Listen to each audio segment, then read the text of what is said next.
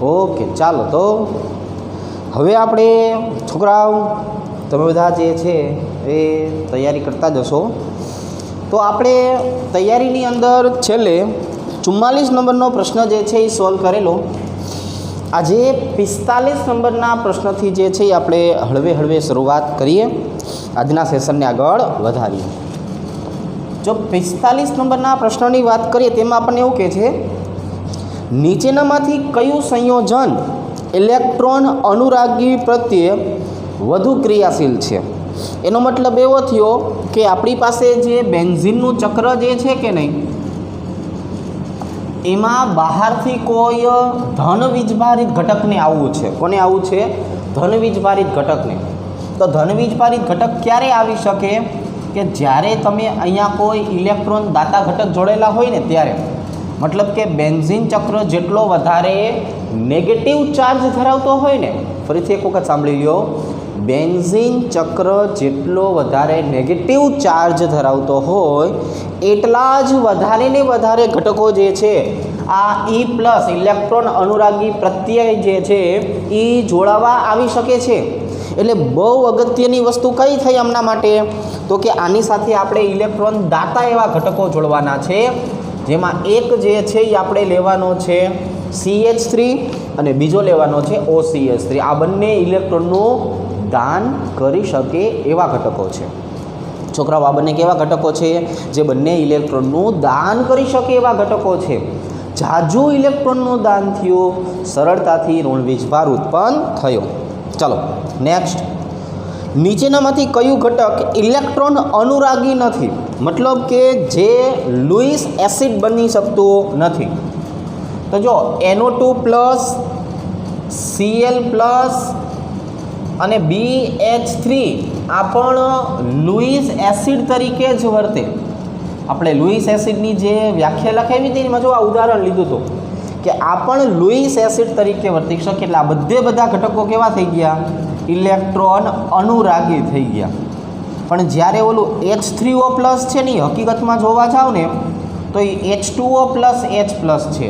H+ તો બેન્ઝીનમાંથી છૂટો પડનારો ઘટક છે, એ કોઈ ઇલેક્ટ્રોન અનુરાગી તરીકે વર્તનારો ઘટક નથી. બરાબર? કે હાઇડ્રોજન જે છે એ તો અમુકનો છૂટો પડનારો ઘટક છે, એ પોતે જઈને કોઈ વધારાનો ક્રિયાશીલ સમૂહ બની શકતો નથી. એટલે હાઇડ્રોજન H+ દર્શાવતું જે H3O+ થયું ને, એ H3O+ જે છે એને આપણે ઇલેક્ટ્રોન અનુરાગી પ્રક્રિયક તરીકે દર્શાવી શકતા નથી. બરાબર છે છોકરાઓ? ચાલો નેક્સ્ટ, 47 નંબરનો પ્રશ્ન જે છે એ જો, જેની અંદર આપણને જે છે એક બંધારણ આપેલું છે આવી રીતનું.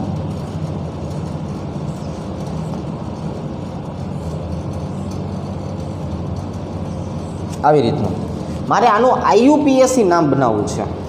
તો IUPAC નામ બનાવવા માટે આપણે એવી રીતે લાંબી શૃંખલા પસંદ કરવાની જેમાં મહત્તમ શાખાનો સમાવેશ થાય.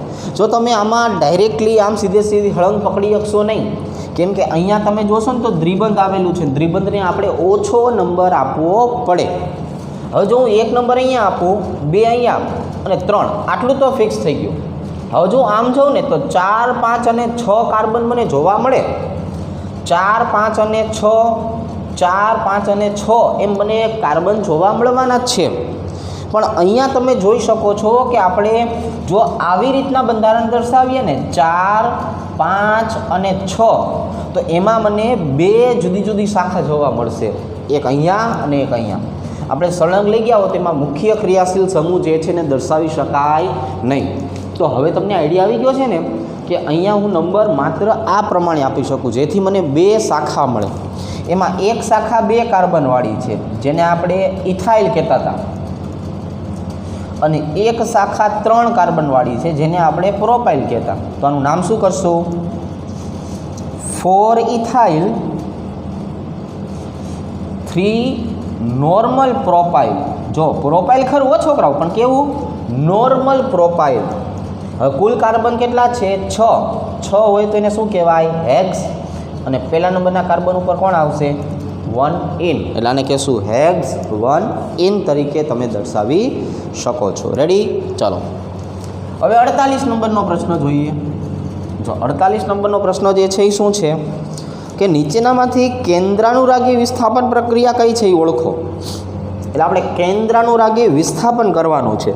પહેલી પ્રક્રિયા તમે જોશો ને તો ડબલ બંધને તોડો છો અને એની અંદર પાણીનો અણુ ઉમેરો છો. શું કરો છો?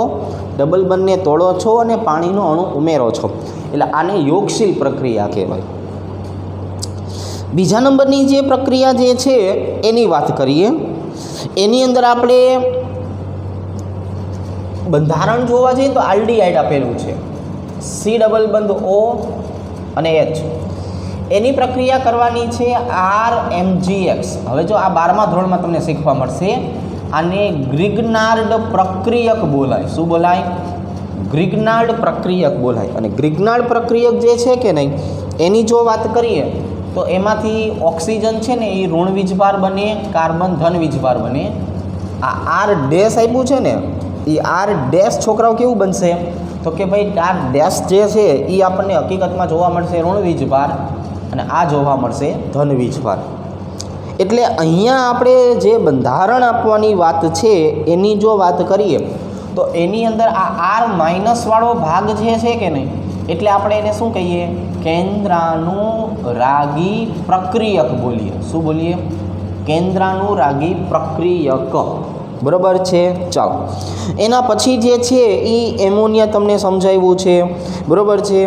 એના પછીની જો આપણે વાત કરીએ તો આપણને ફરીથી આ જ પ્રક્રિયા આપેલી છે. એટલે આ R માઇનસવાળી પ્રક્રિયા જે છે કે નહીં એ આપણે કેન્દ્રાનુરાગી પ્રક્રિયક માટે લઈ શકાય છે. બરાબર. ચાલો, એટલે આમાં જવાબ જે છે આપણે કયો લેશું? R માઇનસ એટલે કેન્દ્રાનુરાગી પ્રક્રિયકનો ઉમેરો થાય અને આપણને નિપજ મળે છે. ચાલો નેક્સ્ટ, એના પછીનો પ્રશ્ન જોઈએ. નીચેના સંયોજનોનું IUPAC નામ જોવાનું છે આપણે. Cl CH3 ડબલ બંધ કાર્બન, CH2 CH3 અને આયોડિન. જો આમાં સિસ ને ટ્રાન્સ એવા શબ્દો વાપરેલા છે. એટલે આપણે આ જે હેલોજન છે ને, જો હકીકતમાં સિસ અને ટ્રાન્સ કોને આધારે નક્કી કરતા હતા? બે સમાન પરમાણુ અથવા સમૂહને આધારે. સીધા સરખા તો સિસ, ત્રાસા સરખા તો ટ્રાન્સ. પણ અહીંયા આપણે છોકરાઓ જોવા જઈએ તો અહીંયા આપણને જુઓ શું આપેલું છે? બંને બંધારણ આપેલા છે, પણ બંને બંધારણ જે છે એ એક સરખા હેલોજન સમૂહના છે એમ ધારી લઈએ. હવે એક સરખા હેલોજન સમૂહ સામ સામે છે એટલે આપણે આને ટ્રાન્સ તો કેવું જ પડશે. શું કેવું પડશે? ટ્રાન્સ. હવે નંબર આપીએ. ચાલો, 1 2 3 4 અને 5. કુલ કાર્બન કેટલા છે આમાં? તો કે કુલ કાર્બન 5 છે. એમાંથી બીજા નંબરનો કાર્બન જેમાં કોણ આવેલું છે? ક્લોરીન, એટલે 2 ક્લોરો. ત્રીજા નંબરનો જે કાર્બન છે એમાં કોણ આવેલું છે? આયોડિન, એટલે 3 આયોડો. કુલ 5 કાર્બન છે એટલે એને શું કહેવાય? પેન્ટ. ને એમાં બીજા નંબરના કાર્બન ઉપર કોણ આવેલું છે? દ્વિબંધ. એટલે આને આપણે કહીશું પેન્ટ-2-ઇન. શું કહેશું આપણે એને? પેન્ટ-2-ઇન તરીકે દર્શાવી શકાય. રેડી?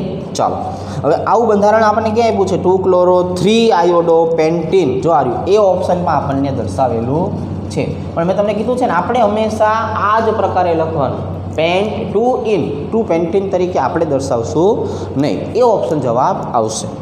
ચલો, હવે જે 50 નંબરનો પ્રશ્ન જે છે ને એ દાખલો છે. મેં આપણે કીધું હતું હું તમને પહેલાં થિયરી સમજાવીશ અને પછી આના દાખલા તમને ગણાવડાવીશ. એટલે આના પછીનું મટીરિયલ જે છે ને એ આપણે ત્યારે લેશું. બરાબર છે. ચાલો, અત્યારે સેજ આગળ વધીએ. અત્યારે માત્ર થિયરી પૂરતા રહીએ.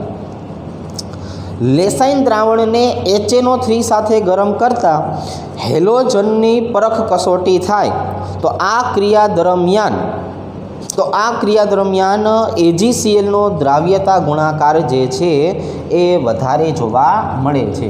એટલે આપણે જોવા જઈએ ને તો Ag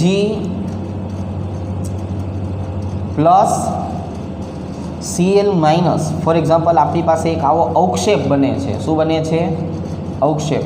તો આ અવક્ષેપ જે છે ને એ અવક્ષેપન થવા માટેની જે મૂલ્ય હોય ને એ મૂલ્યને એનો દ્રાવ્યતા ગુણાકાર કહેવાય. શું બોલે છોકરાઓ? દ્રાવ્યતા ગુણાકાર. જે ઘટકનો દ્રાવ્યતા ગુણાકાર જે છે એ વધતો જાય એનું અવક્ષેપણ થઈ શકે. એટલે આ જે AgClનો જે અવક્ષેપ છે ને હેલોજન આ પ્રકારે મળતું હોય. તો હેલોજન મળવા પાછળનું કારણ છે કે એમાં દ્રાવ્યતા ગુણાકાર જે છે એનું મૂલ્ય HNO3ના ઉમેરા સાથે વધે છે. HNO3 તમે નાખો છો ને એના કારણે એના દ્રાવ્યતા ગુણાકારમાં વધારો થાય છે.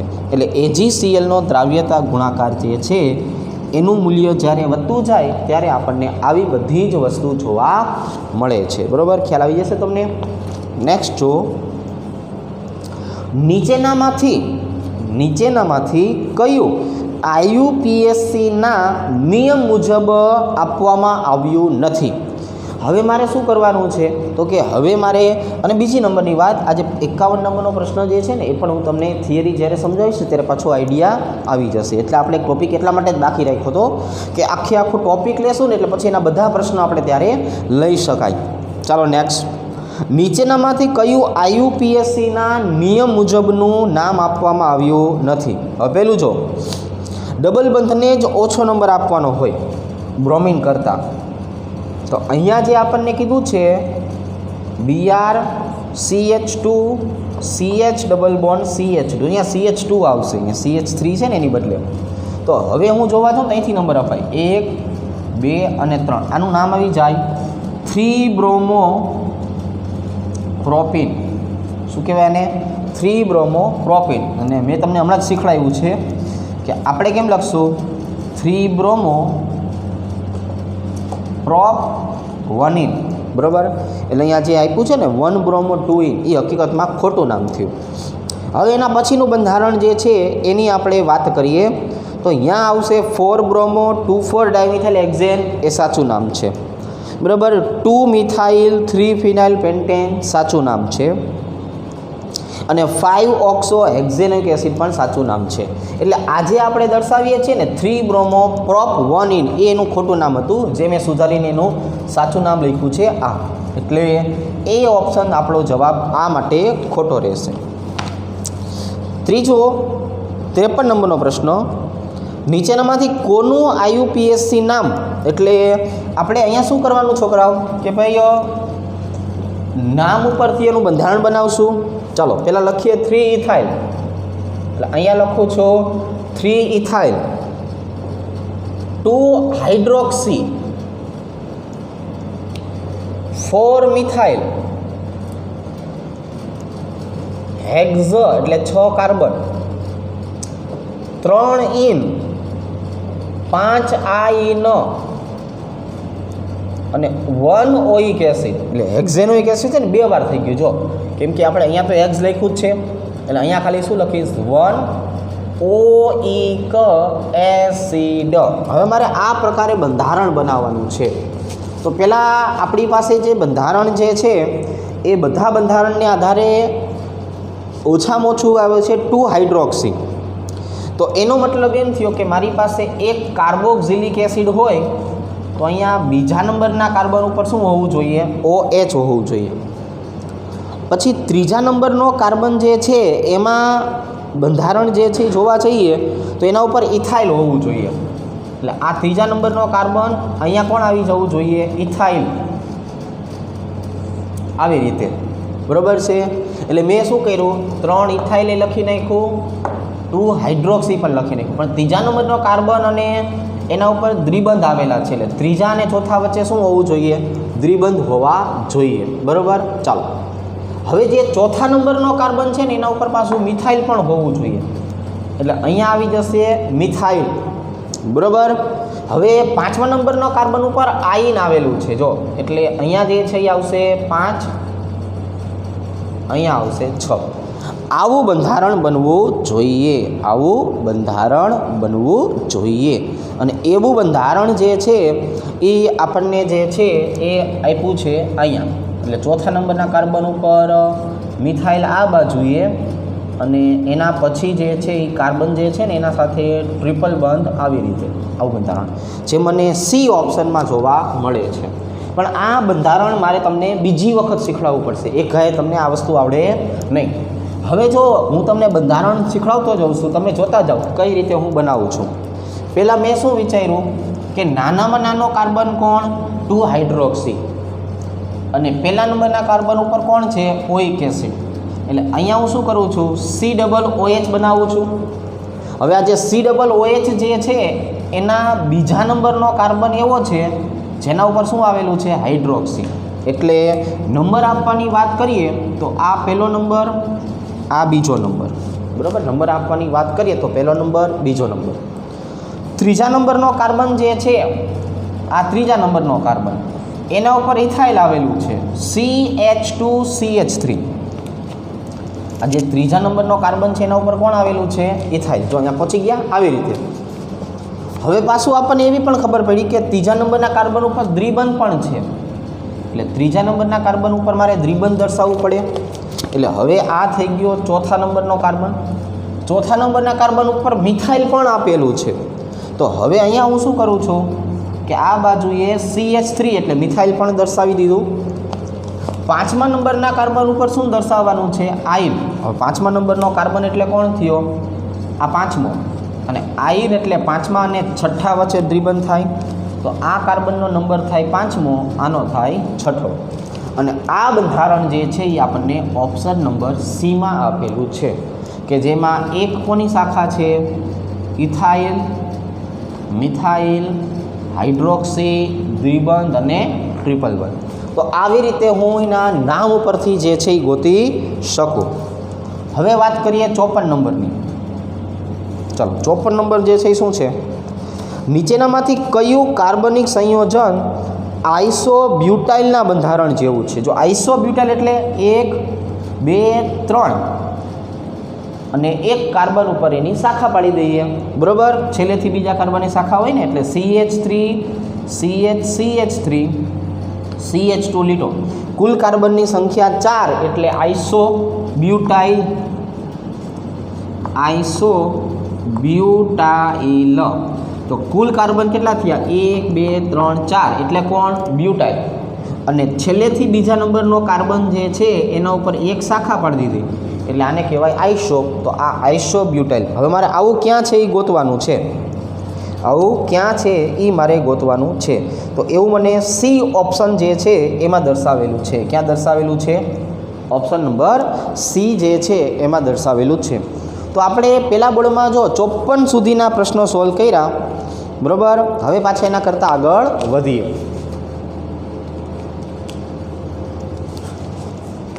તો હવે આપણે જે છે એ પાછી આપણી ધરોહરને આગળ વધારતા જઈએ, બરાબર. બધા જ પ્રશ્નો સોલ્વ. એમાં મેં તમને કીધેલું છે દાખલાવાળા પ્રશ્નો જે છે એ હું તમને લગભગ આવતીકાલે અથવા પરમ દિવસે ગણાવી દઈશ, બરાબર. કારણ શું છે તો કે ભાઈ, કારણ કે એમાં મારે તમને જે ઓલી થિયરી શીખવાડવાની છે ને વચ્ચેના મટીરિયલવાળી, જો બધી વસ્તુ વચ્ચેના મટીરિયલમાં આવેલી છે, બરાબર. તો એ વચ્ચેનું મટીરિયલ જે છે એ પણ આપણે જોતા જશું એક વખત. એટલે આપણું બધું જ કાર્ય જે છે અહીંયા પૂર્ણ થઈ જાય.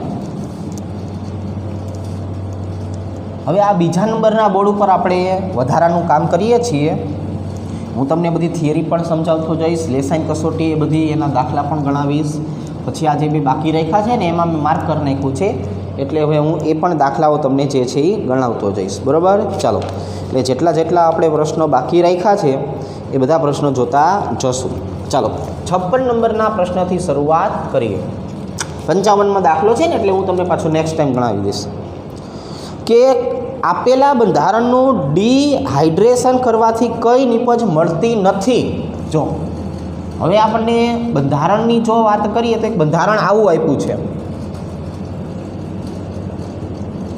ઉપરની બાજુએ CH3, અહીંયા CH2CH3, અહીંયા OH અને અહીંયા હાઇડ્રોજન, બરાબર. તો હવે આપણને શું કહે છે કે તમારે ડિહાઇડ્રેશન એટલે પાણી દૂર કરવાનું. ડિહાઇડ્રેશનનો મતલબ પાણી દૂર કરવું થાય, બરાબર છે. ચાલો, મતલબ મારે એક વખત OH અહીંથી દૂર કરવો છે, હાઇડ્રોજન હું કેટલા દૂર કરું તો મને જુદી જુદી નિપજ મળે?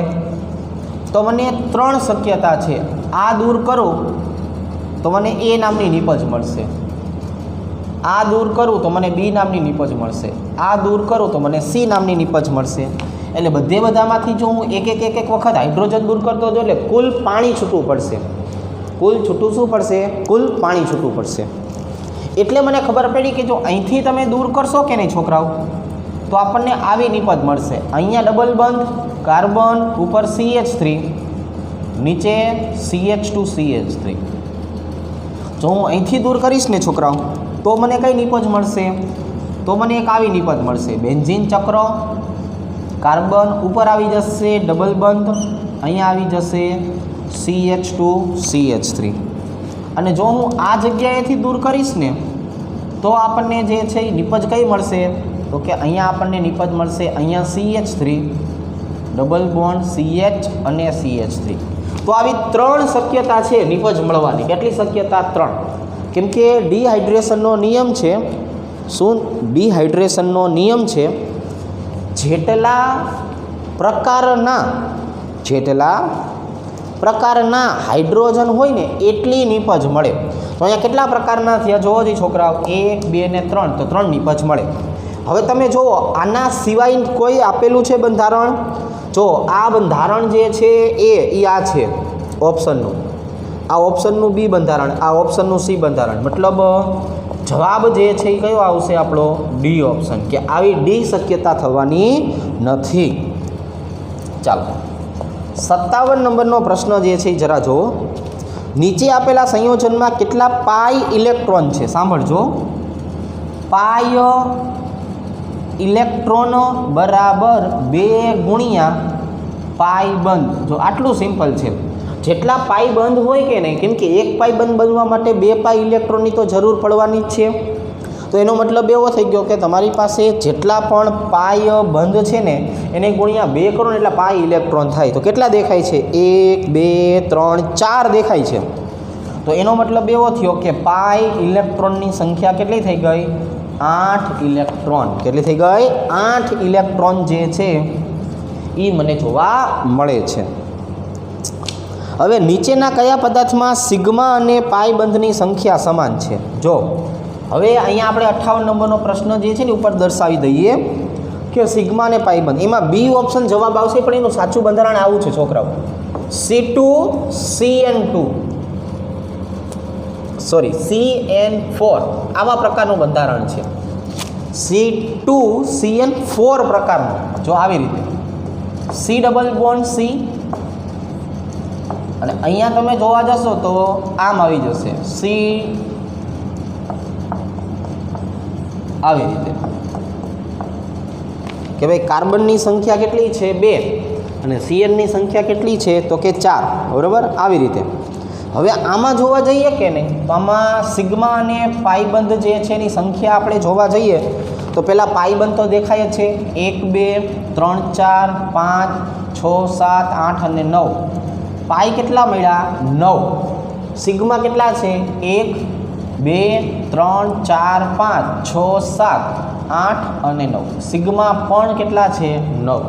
તો આ બંધારણ આવું છે C2CN4. બી ઓપ્શનમાં જે છે થોડોક સુધારો કરી નાખજો કે ભાઈ આવી રીતનું બંધારણ, જેમાં સિગ્મા અને પાઈ બંધ એમ બંનેની સંખ્યા જે છે એ કેવી જોવા મળે છે? એક જ સમાન જોવા મળે છે. કેટલી જોવા મળે છે? એક જ સમાન જોવા મળે. ચલો 59. નીચેનામાંથી કયું સંયોજન ચલ રૂપકતા દર્શાવે છે? જો ચલ રૂપકતા જે છે એ કઈ રીતે જોવા મળે, હું તમને સાદું ઉદાહરણથી આપું. એક આ બંધારણ છે, તો આમાં બંધને ઉપર લઈ જવાનો, એક હાઇડ્રોજનને નીચે લઈ આવવાનો. શું કરવાનું? ડબલ બંધને ઉપર લઈ જાઓ, એક હાઇડ્રોજનને નીચે લઈ આવો, એટલે તમને આવું જોવા મળશે. CH2 double bond C OH, અને અહીંયા આવી જશે H. તો શું થયું છોકરાઓમાં? આની અંદર તમે જોવા જાઓ તો બંધ ઉપર જવાનું, હાઇડ્રોજન નીચે આવો, એટલે દ્વિબંધની બાજુમાં, એટલે કે C ડબલ બંધ ઓની બાજુમાં હાઇડ્રોજન હોવો જરૂરી છે. જો આ જે છે ને C ડબલ બંધ O, એને કહેવાય કાર્બોનિલ કાર્બન. તો કાર્બોનિલ કાર્બનની બાજુના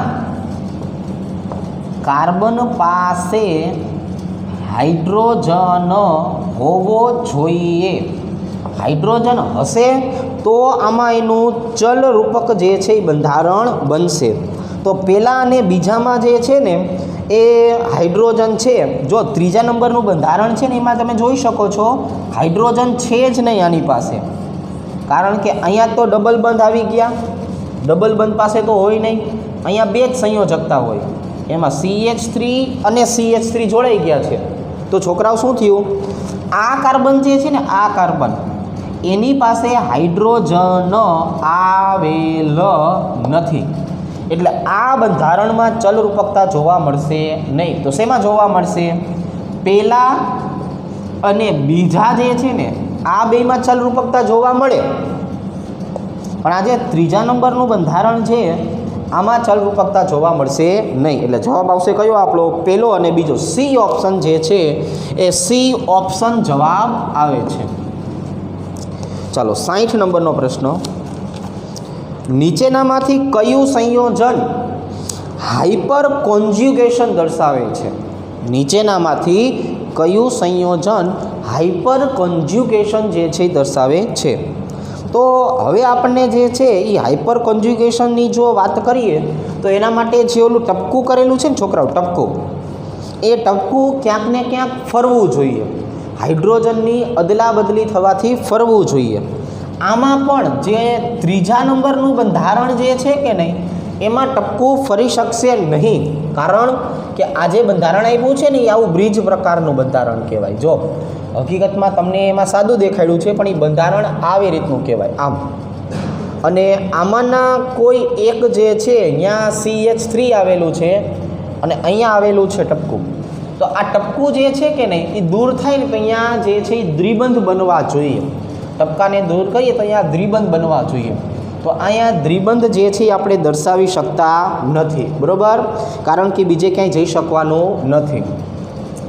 બીજા નંબરની વાત કરીએ ને, બીજા નંબરે તો જો અહીંયા PH લખ્યું ને, PH એનો મતલબ ફિનાઇલ રિંગ થાય. શું થાય? ફિનાઇલ રિંગ. તો આવી કેટલી ફિનાઇલ રિંગ આપેલી છે? 3 ફિનાઇલ રિંગ આપેલી છે. કેટલી આપેલી છે? 3 ફિનાઇલ રિંગ આપેલી છે. હવે આ 3 ફિનાઇલ રિંગની જો વાત કરીએ તો આ ટપકુને હું દૂર કરું ત્યાં દ્વિબંધ બનવો જોઈએ. તો એ શક્ય છે. કઈ રીતે? કે આ અહીંયા આવી જાય એટલે અહીંયા દ્વિબંધ બને, તો ટપકું જે છે હવે અહીંથી ગતિ કરતું કરતું ક્યાં આવી જાય? અહીંયા. એવું અહીંયા, એવું અહીંયા, એ દરેક જગ્યાએ જે છે એ જોઈ શકાય છે. તો એનો મતલબ એવો થયો કે અહીંયા પણ આ ત્રીજામાં હાઇપર કોન્જ્યુગેશન થશે નહીં, પણ બીજામાં અને પેલું જે છે એ બંનેમાં હાઇપર કોન્જ્યુગેશન થશે. એટલે અહીંયા પણ જવાબ આવે છે ઓપ્શન નંબર, અહીંયા આપણને જે છે એ જવાબ જે છે એ આપેલો છે ને એમાં પહેલું અને બીજું એમ આવશે, બી ઓપ્શન આવશે, પણ એમાં શું આવશે? પહેલું અને બીજું. ત્રીજું આમાં પણ આવશે નહીં, એટલે તમે થોડુંક સુધાર નાખજો કે એમાં પહેલું અને બીજું આવશે. હવે 61 નંબરનો જે પ્રશ્ન જે છે ને 61 નંબરનો, એમાં જો નીચેના ઇથાઇલ એસિટો એસિટેટના ઇનોલ સ્વરૂપમાં સિગ્મા અને પાઈ બંધ કેટલા છે? હવે આપણે એ બંધારણ જે છે ને જોવું પડશે. સિગ્મા અને પાઈ ગણવા હોય ને તો બંધારણને આવી રીતે લખી નાખીએ.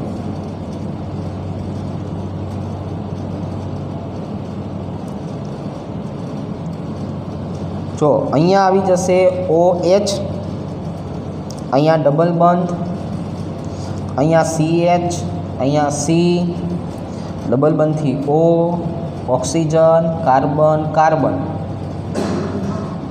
અને આ 3 જગ્યાએ જે છે એ કોણ આવી જશે? હાઇડ્રોજન. આટલું છે.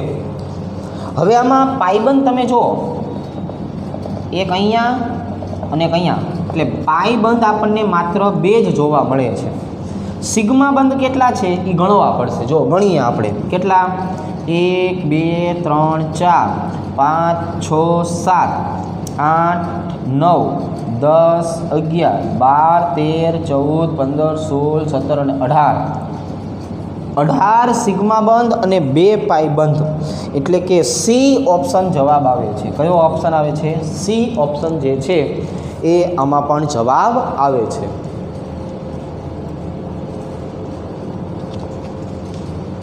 ચાલો હવે આપણે આના કરતાં આગળ જઈએ બોર્ડ નંબર 3માં.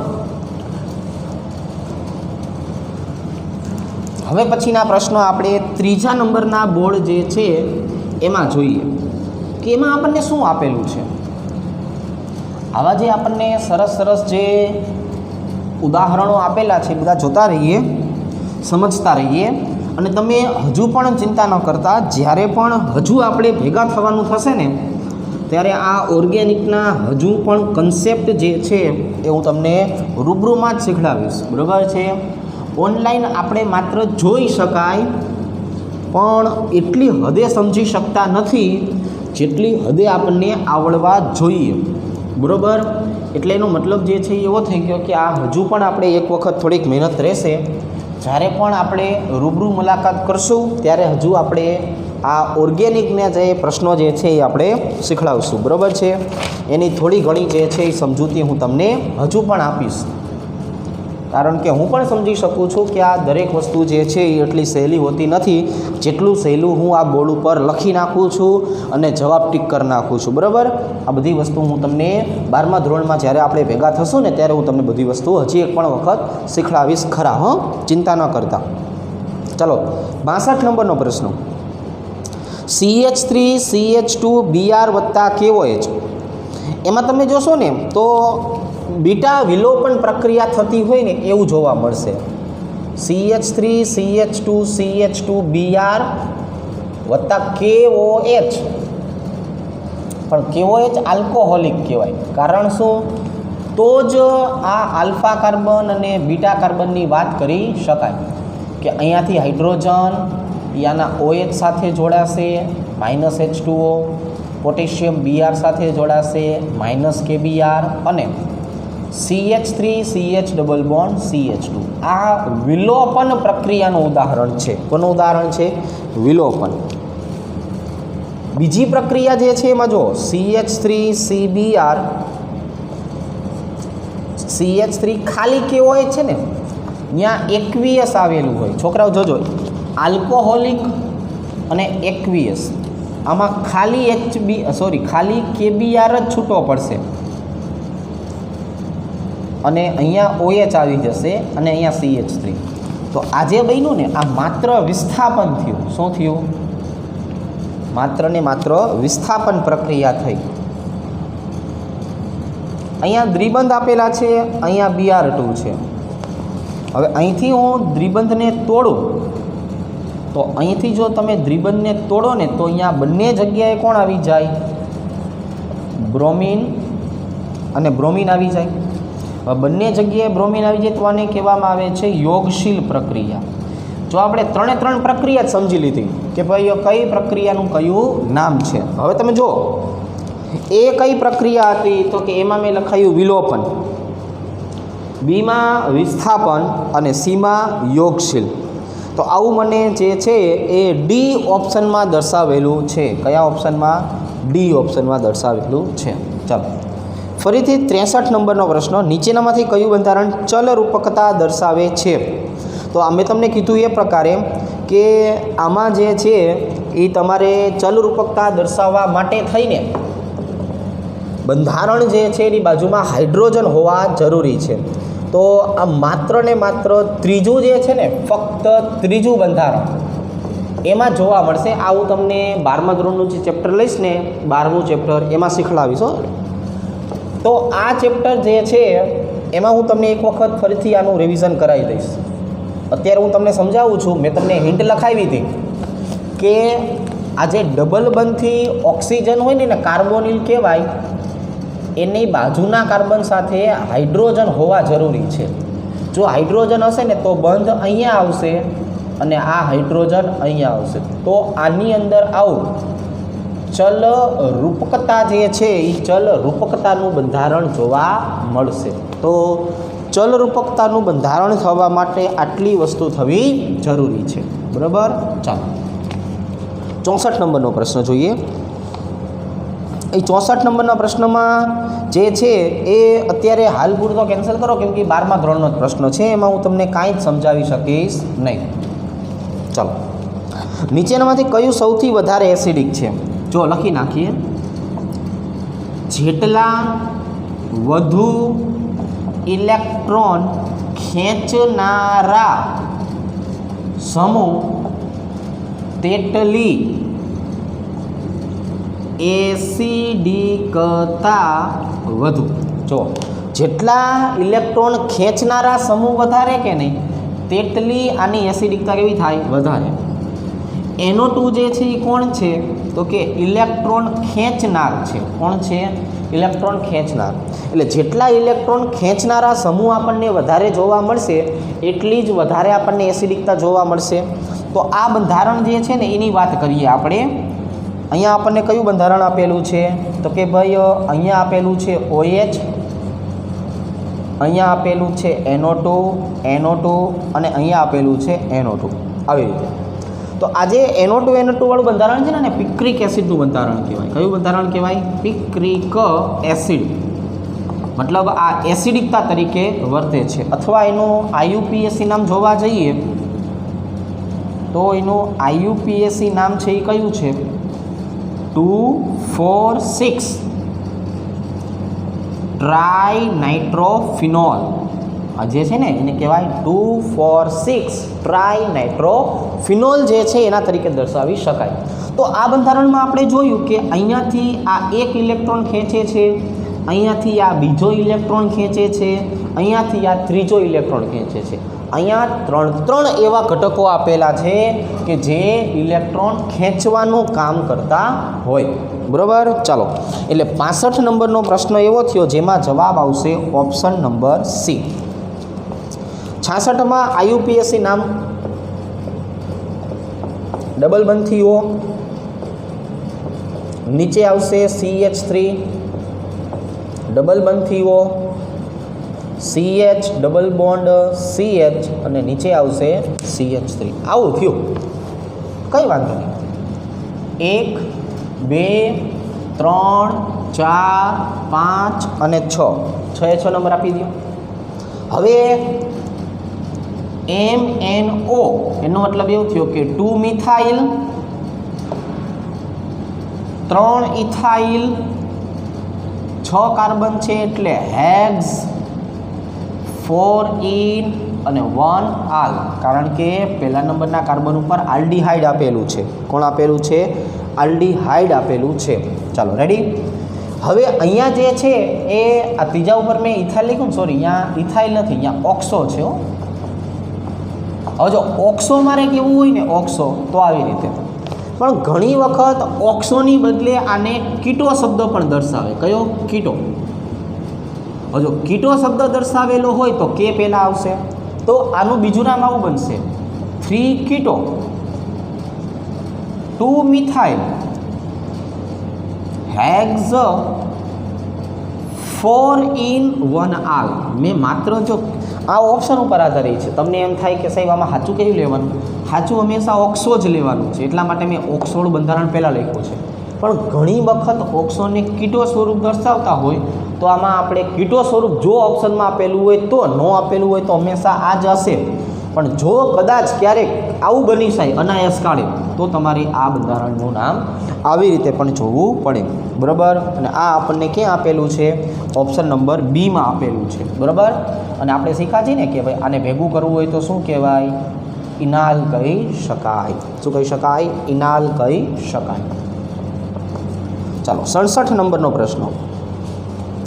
નીચે આપેલ કયા સંયોજનમાં ડાબી બાજુથી જમણી બાજુ તરફ જતા અનુક્રમે sp2 sp2ની જોડ અને sp spની જોડ આવેલી છે? ચલો જોવો જોઈએ શેમાં આવું આપેલું છે. તો કે CH2 double bond CH C triple bond CH. Simple બંધારણ હતું આ. ચાલો 68 નંબરનો પ્રશ્ન જોઈએ. વિસ્થાપકોની -I અસરના સંદર્ભમાં નીચે આપેલામાંથી કયું સાચું થશે? -I આ એક વખત રિપીટ થતો હોય એવું મને લાગે છે, જેમાં જવાબ આવશે NH2OR અને ફ્લોરિન. બરાબર. લગભગ આમાં એક NR2 હતું, બાકી બધું રિપીટ થાય છે. ચલો, ઇલેક્ટ્રોફાઇલ દ્વારા નીચેનામાંથી કયું સંયોજન સૌથી વધુ સરળતાથી આકર્ષણ પામશે?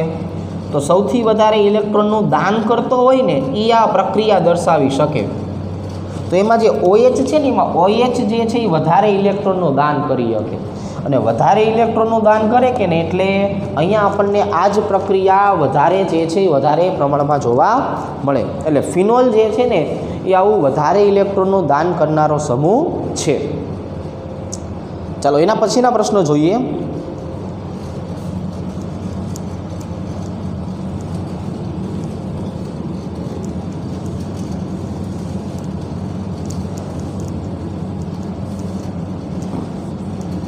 હવે આપણે એના પછીના પ્રશ્નની જો વાત કરીએ તો કઈ રીતે દર્શાવશું, તો પહેલાં બોર્ડ નંબર 4 ઉપર આપણે આ વસ્તુ જે છે એ દર્શાવીએ.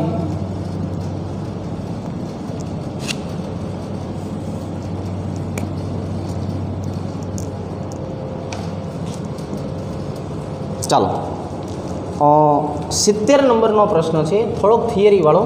આ બધું વસ્તુ આપણે જે છે ને એ પાછળનો જે મટીરિયલ છે ને એમાં લખેલું છે. વિભાગીય નિસ્યંદનનો ઉપયોગ પેટ્રોલિયમ, ક્રૂડ ઓઇલ, કોલટાર આપેલ બધા. હકીકતમાં વિભાગીય નિસ્યંદન જે છે ને એ જ આનો બધો ભાગ થઈ ગયો, કે જેમાં પેટ્રોલિયમનો મોટો ટાવર હોય એમાં આપણે જુદા જુદા ઘટકોને શુદ્ધ સ્વરૂપે મેળવી શકીએ, પણ એના જે બાય પ્રોડક્ટ તરીકે આપણને ક્રૂડ ઓઇલ અથવા કોલટાર મળતું હોય છે, બરાબર. એટલે અહીંયા આપણે અત્યારે પેટ્રોલિયમ દર્શાવીએ, શુદ્ધ સ્વરૂપે મેળવવું છે એટલે આપણે એને શું કહીએ, પેટ્રોલિયમ જે છે એ દર્શાવીએ છીએ. ઓર્થો અને પેરાનાઇટ્રોફિનોલના 1:1 મિશ્રણને અલગીકરણ શેના વડે કરશું? હવે જો પ્રશ્ન આવો કીધો છે આપણને છોકરાઓ કે એક અહીંયા આપેલું છે અને બીજું બંધારણ જે છે ને બીજું એ અહીંયા આપેલું છે, જો અહીંયા. એટલે હકીકતમાં જોવા જઈએ તો આમ બંને સરખા જ છે, પણ બંનેના ઉત્કલન બિંદુમાં થોડોક જ તફાવત હોય ને એટલે આપણે એને વરાળ વડે નિસ્યંદન કરશું ને એનાથી એ સરળતાથી છૂટા પડશે, બરાબર છે. કેમ કે એમના ઉત્કલન બિંદુમાં બહુ ઝાઝો મોટો ગાળો હોતો નથી, એટલે આને વરાળ વડે નોખું પાડી શકાય. 72 નંબરનો પ્રશ્ન જે છે એ જરાક જો. IUPAC નામ કીધું છે, CH3COH ડબલ બોન્ડ CH2COOH. એટલે અહીંયા શું થશે, 1 2 3 4 અને 5. એટલે ચોથા નંબરના કાર્બન ઉપર કોણ આવી ગયું, હાઇડ્રોક્સી, 4 હાઇડ્રોક્સી. 5 કાર્બન છે એટલે પેન્ટ. ત્રીજા નંબરના કાર્બન ઉપર ઇન અને પહેલા ઉપર આવી જશે 1 ઓઇક એસિડ. કોણ આવી જશે, 1 ઓઇક એસિડ. ચાલો નેક્સ્ટ 73 નંબરનો પ્રશ્ન જે છે એની વાત કરીએ. કે અહીંયા આપણે જોવા જઈએ તો CH triple bond C, CH double bond CH અને CH3. હવે આમાં આમ જોવા જઈએ તો દ્વિબંધને ઓછો નંબર આપવાનો હોય એટલે 1 2 ને 3 1 2 ને 3, પણ બે બાજુથી દ્વિબંધને તો ઓછો નંબર સરખો જ આવે છે, તો સાથે સાથે આને પણ ઓછો નંબર આવે એવું પણ કરવું પડશે ને. એટલે અહીંયા લખી નાખશું પેન્ટ 3 in 1 આઇન. અહીં શું કરી નાખશું, પેન્ટ 3 in 1 આઇન જે છે એના વડે પણ દર્શાવી શકાય છે. હવે 74 નંબરનો પ્રશ્ન જે છે એ જોઈએ કે આમાં સંકરણ કયા કયા થાય છે એ ગોતવાના છે. તો સંકરણનો આધાર છે ને સિગ્મા બંધની સંખ્યા ઉપર છે. સિગ્મા બંધ 4 તો sp3, સિગ્મા બંધ 3 તો sp2, સિગ્મા બંધ 2 તો sp. એટલે આપણે સિગ્મા બંધની સંખ્યા જોશું. એટલે અહીંયા તમે જુઓ તો અહીંયા તમને આમ આપેલું છે, અહીંયા પણ આમ આપેલું છે અને અહીંયા પણ આમ આપેલું છે. 3 જે છે એમાં તમે જોઈ શકો છો કે 3ની અંદર આપણને બંધની સંખ્યા જે છે એ તો કેટલી આપેલી છે, એક જ સરખી. પણ મને લાગે છે પહેલાંની અંદર CH3 છે ને એને બદલે CH4 છે. તમે અહીંયા 4 કરી નાખજો, CH4 જે છે એના વડે દર્શાવજો. CH4 એટલે કેટલા સિગ્મા બંધ થયા, તો કે 4 એટલે sp3. આમાં કેટલા સિગ્મા બંધ થયા, 3 એટલે sp2. આમાં કેટલા સિગ્મા બંધ થયા, 3 એટલે sp2. અહીંયા એક સુધારો કરી નાખજો, CH4 કરી નાખજો. CH4 કરશો ને એટલે આપણને આઈડિયા આવી જશે. 75 નંબરનો પ્રશ્ન, સિગ્મા અને પાયબંધની સંખ્યા આપણે ગોતવી છે. ચાલો એક બંધારણ જોઈ લઈએ છેલ્લું 75 નંબરનું. પેન્ટ એટલે 1 2 3 4 5, 1 આઈન અને 4 ઇન એવી રીતે આપેલું છે. તો હકીકતમાં અહીંયા ટ્રિપલ બંધ થઈ જશે, 1 2 3 4, અને અહીંયા જે છે એ આવી જશે દ્વિબંધ. ચલો હવે આનું નામ લખવું હોય ને તો નામ આપણે હકીકતમાં આમ કહીશું છોકરાઓ, પેન્ટ 1 ઇન અને 4 આઈન. બરાબર છે. ચાલો હવે વધેલું ઘટેલું લખી નાખીએ આવી રીતે આમ. તો આ બંધારણનું સાચું નામ આવું થઈ જશે.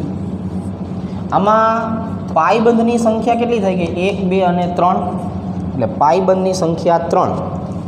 સિગ્મા 1 2 3 4 5 6 7 8 9, અને એ થઈ ગયા 9. 3 અને 9 બરાબર છે. બંધારણ જે છે એની વાત કરીએ તો 1 2 3 4 5 6 7 8 9 10, સોરી 10 થાય છે.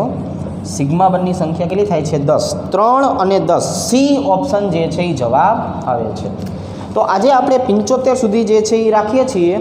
વધારાનું આપણે આવતીકાલથી જે છે એ શરૂઆત કરીએ. બરાબર. અને આવતીકાલે આપણે પ્રશ્નો પૂરા થઈ જશે તો પછી આપણે ઓલું જે થિયરીની વાત કરી હતી એ થિયરી પણ આપણે સમજાવી દેવાનું થશે. ઓકે ચાલો, તો આવતીકાલે મળીએ.